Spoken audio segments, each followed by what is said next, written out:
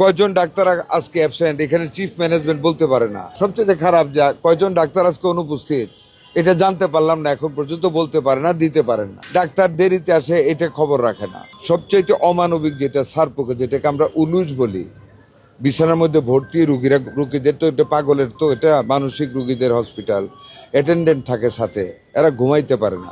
সেই পাগল রুগীরা তো কামলা হোক, সে পাগল বলেন, কত খারাপ লাগে শুনতে। রুটি আমরা নিজে দেখেছি ভালো দেয়, বাট কলার মান অত্যন্ত নিম্ন। ওই যে শরীর নিচের যে বাতিল কলাটা থাকে, ওই কলাটা এখানে ডেলিভারি নেওয়া হয়। অব্যবস্থাপনা তো ধরেন একটা হাসপাতাল যখন পরিচালিত হয় অনেকগুলি ব্যবস্থাপনা আছে, ওগুলির প্রত্যেকটাতেই কিছু কিছু অব্যবস্থাপনা আছে, যেগুলি সম্বন্ধে উনি উল্লেখ করেছেন। মেইন যে জিনিসটা আপনাকে আমি বলি সেটা হলো, যেটা প্রতিমন্ত্রী মহোদয় বলেছেন, এখানের যে ব্যবস্থাপনার যিনি দায়বদ্ধ সরকারের কাছে সবচেয়ে বেশি to administrate the whole situation of the hospital, ওনার কাজে কর্মী অদক্ষতা রয়েছে অনেক, সেটা আমরা দেখেছি। এবং আমি মনে করি যে মেজর খুব প্রবলেম কিন্তু এখানে আমি দেখিনি। মাইনর প্রবলেমটা মেজরে পরিণত হয়েছে।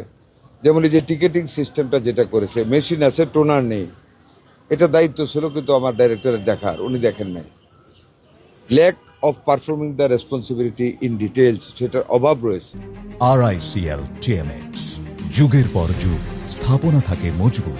দেখেন খাবার যেই পরিমাণ দেওয়ার কথা, যেমন রুটি 4 পিস, একটা ডিম, হ্যাঁ, একটা কলা, 3টাই পাচ্ছে।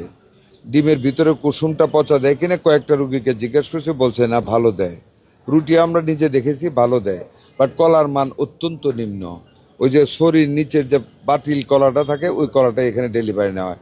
ইট is a malpractice in between the manager and the subordinates. Manager বলতে আমি এখানে প্রশাসন যারা নিচ্ছেন টেন্ডার আর কন্ট্রাক্টর, ওদের মধ্যে যে কোনো একটা কিছু হয়, যে কারণে নিম্নমানের একটা কলা দেওয়া হচ্ছে।